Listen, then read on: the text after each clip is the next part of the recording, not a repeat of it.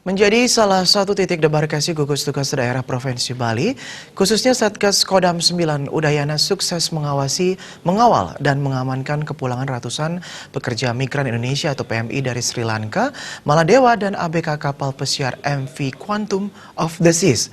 Naker migran tersebut datang di terminal domestik Bandara Internasional Igusti Ngurah Rai, Tuban, Badung. Satgas Kodam mengawal dan mengawasi proses kedatangan naker migran.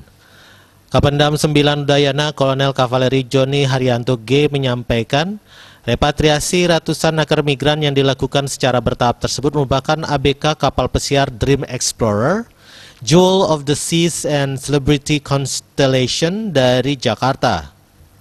Kepulangan mereka dilatar belakangi makin meningkatnya penyebaran COVID-19 di seluruh dunia.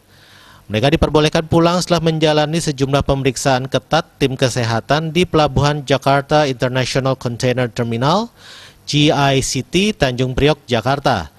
Keluar dari pesawat, mereka langsung diperiksa kesehatannya di pos pemeriksaan kesehatan kedatangan domestik.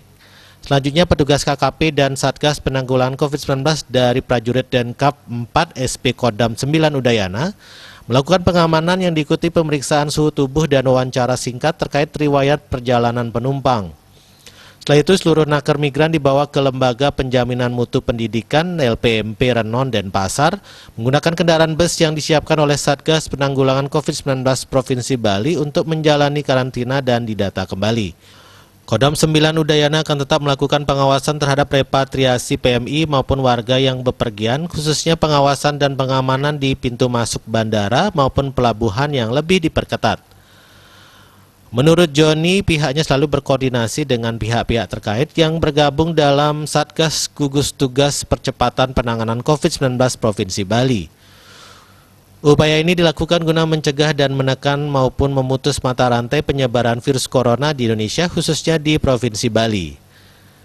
Kertanegara Bali Pos melaporkan.